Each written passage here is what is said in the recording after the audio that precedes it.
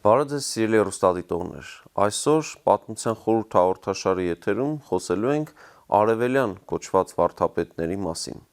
Արևելյան վարդապետներ կամ հայոց հյուսիսային կողմանց վարդապետներ անունն են կրում 12-ից 14-րդ դարերում Հայաստանի հյուսիս-արևելյան հատվածում ստեղծագործած և ուսուցչությամբ զբաղված հայ այն վարդապետներին, ովքեր նախ և առաջ հայկական ինքնության պահապաններ են եղել իրենց ժամանակաշրջանում։ Այս ժամանակաշրջանը լի է փորձություններով։ 12-րդ դարում մենք չունենք պետականություն բուն Հայաստանի տարածքում, համահայկական բնույթի ընդհանրական պետականություն, բայց ունենք պետականություն Կիլիկյան Հայաստանում։ Միևնույն ժամանակ նույն այս դարի վերջում արդեն բուն Հայաստանի հյուսիս-արևելյան մասում Զաքարյան իշխանական ընտանիքի ջանքերով սկսում է ձևավորվել իշխանապետություն, այսինքն պետականության մի համակարգ, որը ժամանակի ընթացքում պետք է վերածվեր թագավորության, եթե չլինեին մոնղոլական արշավանքները և Հայաստանին քոչվորների բերած պատուհասները։ Այս իրողությունների պայմաններում իհարկե պետականության գոյությունը բուն երկրից դուրս Կիլիկյան Հայաստանում ստեղծում էր աննախադեպ իրողություն, այսինքն կար միևնույն ժամանակ հայկական պետություն բուն Հայաստանից մեծ հայքից դուրս Կիլիկիայում և կար իշխանապետություն բուն Հայաստանում, այսինքն եթե մենք դիտարկում ենք 12-րդ դարի վերջից Զաքարյանների գործունեությունը մինչև 13-րդ դարի կեսեր։ Այս իրավիճակում շատ կարևոր է հասկանալ, թե համահայկական օրակարգ կարող է լինել, թե ոչ, այնպիսի օրակարգ, որ կմիավորեր բուն Հայաստանը մեծ հայքի տարածքը, այսինքն Կիլիկյան Հայաստանի հետ։ Այդ ժամանակաշրջանում Կիլիկյան Հայաստանում աստիճանաբար ձևավորված իշխանապետությունը փոխակերպվում է թագավորության և 1198 թվականին Կիլիկյան Հայաստանի իշխան Լևոն Մեծագործը օծվում է իբրև արքա և այսպիսով հայոց պետականությունը Կիլիկիայում դառնում է թագավորություն։ Այս թագավորությունը սկզբնապես բավական ամուր էր և թագավորության էլիտան նաև ամուր էր հայոց ազգային օրակարգի դիրքերում, սակայն 13-րդ դարի կեսից սկսած իրադարձությունները փոխում են Կիլիկյան Հայաստանի ներքաղաքական և հատկապես արտաքին քաղաքական օրակարգերը։ Եվ Կիլիկյան Հայաստանի ներքաղաքական օրակարգում մեծ կարևորություն է ձեռք բերում այն հարցը, թե արդյոք հնարավոր է հայոց եկեղեցին միավորել բյուզանդական և հատկապես հռոմեական կաթոլիկ եկեղեցու հետ։ Այս հարցը իրականում պատմության մեջ շատ է եղել, բայց իր սրությունը ստանում է Կիլիկյան ժամանակաշրջանում և մենք տեսնում ենք դեռևս Ներսես Շնորհալի կաթողիկոսի ժամանակաշրջանում 1160-ական թվականների երկրորդ կեսից այս հարցը բավական ակտիվ քննարկում էր, դեռևս բյուզանդական եկեղեցու հետ այս օրակարգը կար և հենց Ներսես Շնորհալու ժամանակաշրջանում մենք տեսնում ենք կարևոր մի իրողություն։ Նա թուղթ է ուղարկում, հղում է բուն Հայաստանի տարածքում գտնվող վարդապետներին գրություն, որտեղ փաստորեն նրանց կարծիքը պետք է հաշվի առնի այս հարցի շուրջ։ Տեսնում ենք, որ աստիճանաբար բուն Հայաստանում գտնվող վարդապետարանների ներկայացուցիչները, այսինքն այսօրվա բառապաշարով ասած համալսարանական կլաստերների, համալսարանական կենտրոնների մտավոր ինտելեկտուալ գիտելիքը փաստորեն պետք է ի շահ դրվեր հայոց եկեղեցու և հայ ազգային շահի։ Այս առումով մեր հայաստանյան վարդապետները պետք է իրենց խոսքն ասեին, ինչ կարծիք ունեն և դավանաբանական ինչ խնդիրներ են տեսնում, եթե տեղի ունենա, ենթադրենք, եկեղեցիների միջև երկխոսություն և ամենաէական հարցը, եթե տեղի ունենա եկեղեցիների միություն։ Ներսես Շնորհալին գաղտնիք չէ, որ կողմնակից էր այս հարցում երկխոսության և եթե այսօրվա բառապաշարով խոսենք, էկումենիզմի առաջամարտիկներից է եղել և նույնիսկ կարելի ասել նախակարապետներից, առաջին դեմքերից մեկն է, որ այս գաղափարի կողմնակից է եղել, բայց երբեք կողմ չի եղել եկեղեցիների միությանը, այսինքն նա կողմ էր, որ առաքյալների կողմից հիմնադրված աթոռները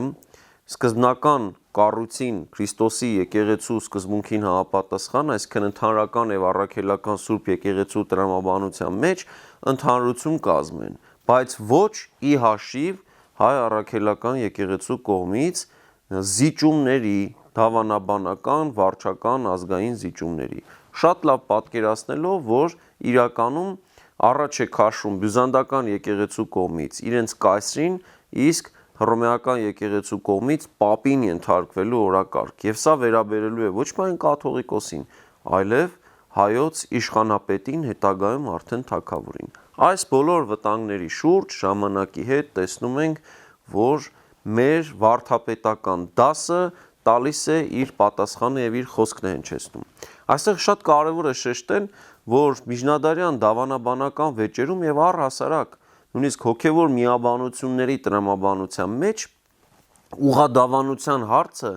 ոչ այնքան եպիսկոպոսների քննարկման առարկա է, որքան վարդապետների, որովհետև եպիսկոպոսը վարչական պաշտոնեությամբ էր զբաղվում նախ եւ առաջ, իսկ դավանաբանական ուղամտության, այսինքն ուղադավան վարդապետություն պահպանելու հարցում հենց վարդապետների խոսքն էր առաջնային համարվում եւ մինչ օրս էլ իդեպ եկեղեցու կանոնական դաշտում, այսինքն եկեղեցու ներսում իրավական գործընթացների վերահսկման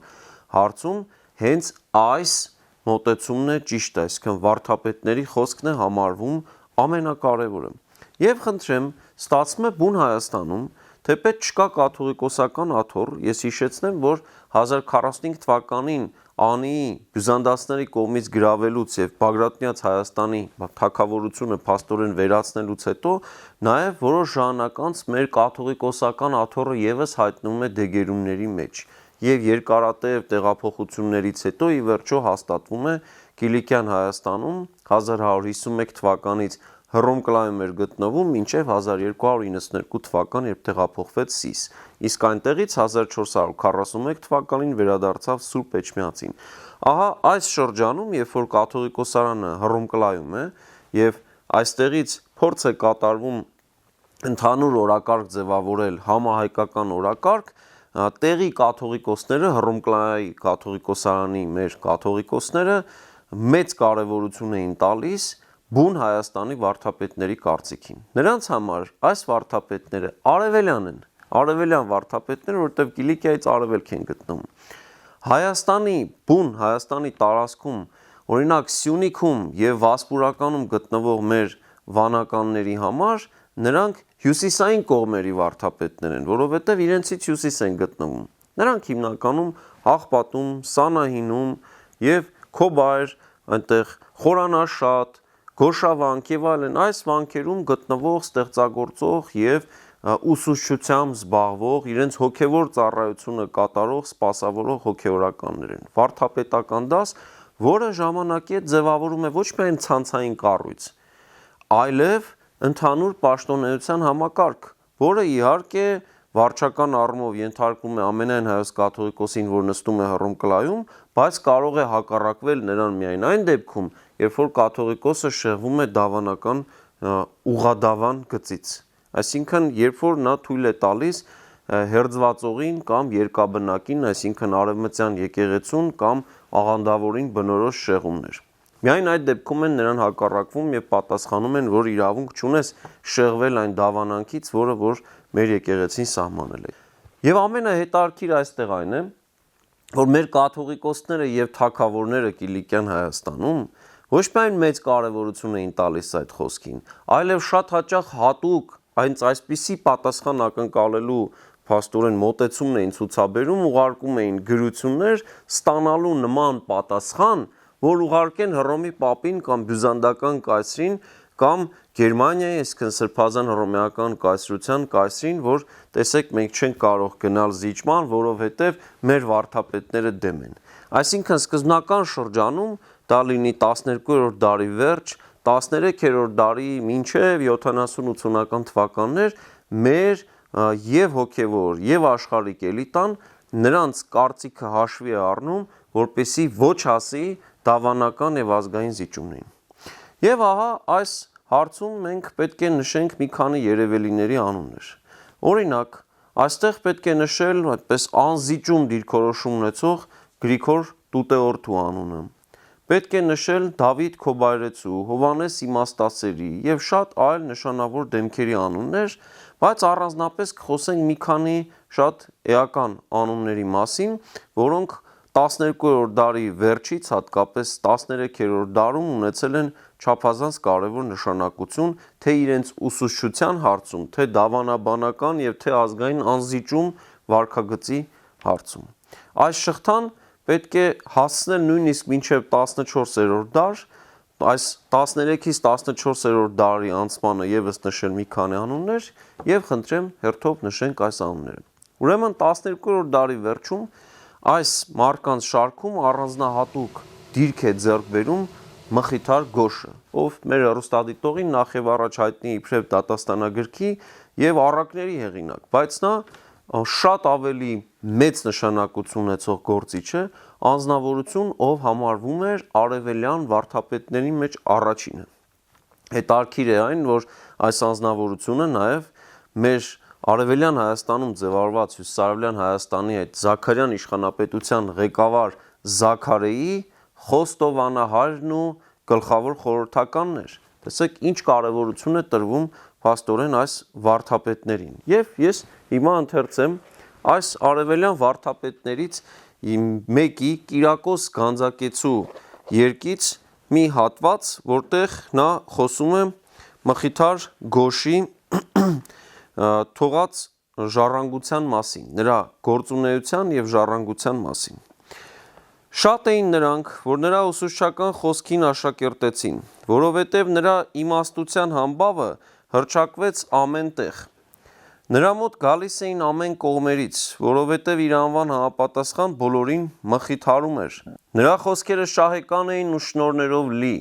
ամեն ոք փափագում էր տեսնել նրան ու լսել նրանից։ Այսպիսի համբավի համար վարդապետական աստիճան ունեցող շատերը թաքցնում էին իրենց իսկությունն ու գալիս աշակերտների շարքում էին նստում, սովորում էին նրանից ու վերստին թույլտվություն էին ստանում։ Նրա աշակերտներից շատերը վարդապետական աստիճան ստացան։ Իսկ այն ժամանակ վարդապետական աստիճան ստանալ նշանակում էր, որ ուսուցչությամբ կարող էին նաև զբաղվել, այսինքն նա այդ ժամանակ ուսուցիչներ պատրաստող անձնավորություն է նաև։ Եվ այնուհետև նշում է, որ նրանց շարքում առանձնահատուկ դեմքեր կան ու նրա գործը շարունակողի անունն է նշում։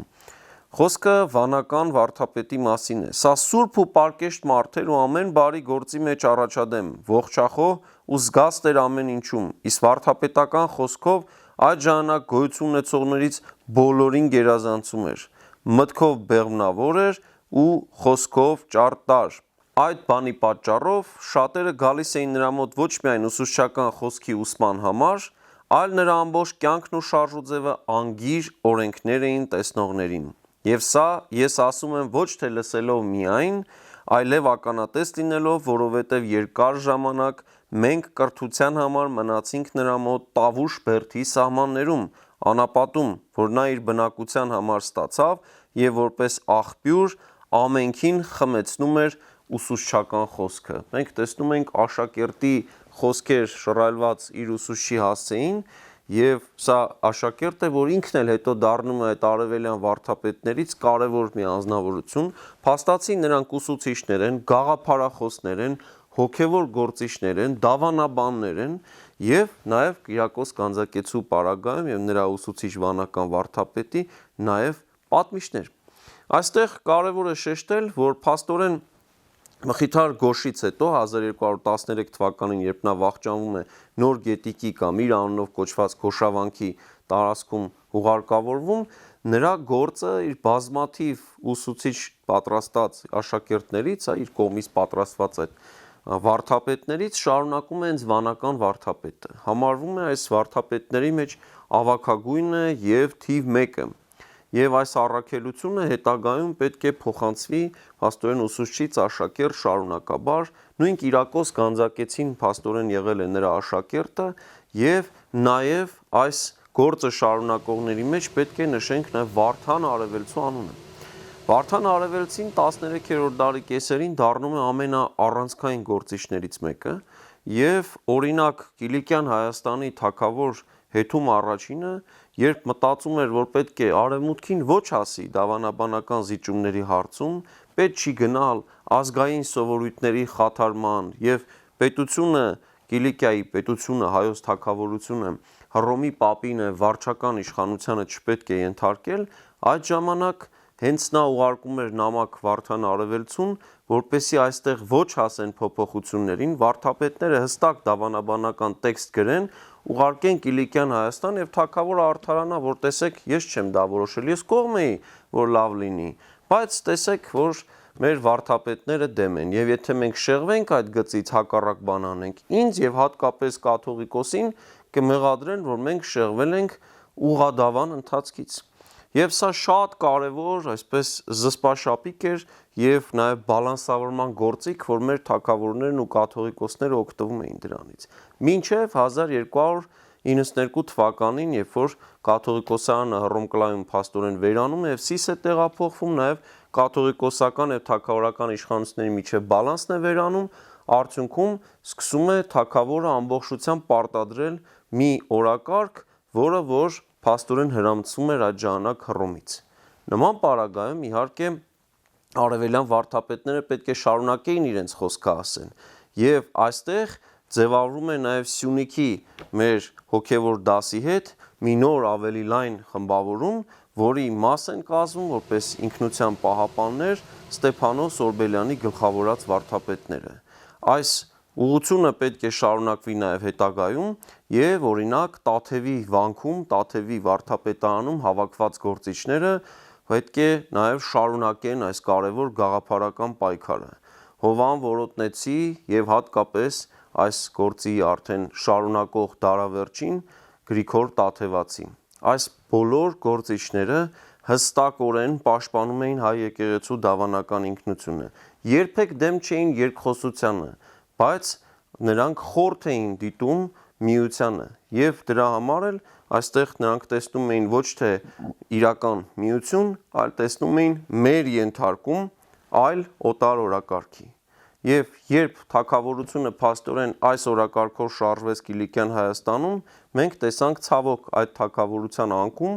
իսկ բուն Հայաստանում այս գործընթացի դեմն առնելով փորձ էր կատարվում ազգային ինքնությունը պահպանելով, եկեղեցու ինքնուրույնությունը պահպանելով հնարավորություն ստեղծելու, որ մեկ օր հնարավոր է այստեղ վերստին ձևավորվի հայոց թագավորությունը։ Այս օրակարգը անշեղորեն իբրև ազգային ինքնության պահապաններ կրել, պահպանել, շարունակել եւ հատկապես իբրև ինտելեկտուալ սեփականություն, իբրև գաղափար փոխանցել են հաջորդ սերունդներին հենց այս գործիչները։ Իսկ մենք կհանդիպենք հաջորդ շաբաթ Պատմության խորհուրդ հաղորդաշարի եթերում։ Իբրև հետգրություն ընթերցենք 13-րդ դարի կեսերին Հայաստանի ամենանշանավոր գործիչներից մեկի Կիրակոս վարդապետ Գանձակեցու խոսքը ուղված իր ուսուցչին։ Աստվածահաճո եւ մեծ վարդապետ վանականը հասնելով բարի ծերության ալևորվեց եւ տարիներով լցված Աբրահամ նահապետի նման փոխվեց Տիրոջ մոտ։ Կյանքը վերջացրեց եւ հավատը պահեց ուղղափառ խոստովանությամբ Սուրբ Երրորդության եւ Քրիստոսի մարդեղության հանդեպ։ Մանուկ հասակից աստվածային գործերի ծառայությամբ ապրելով շատ քրտինք ու ջանք թափեց ուսուցչական գործի վրա։ Բազմաթիվ տղաների փառքի հասցրեց, զանազան ճգնություններ կրեց ու սպանեց երկրավոր մարմինը ըստ առաքյալի այն խրատի, թե մարմինը խաչ անեց պահանջներով ու ցանկություններով հանդերձ։ Ահա այսպես է գնահատանքի խոսք հնչեցնում իր ուսուցչի հասցեին Կիրակոս Գանձակեցին։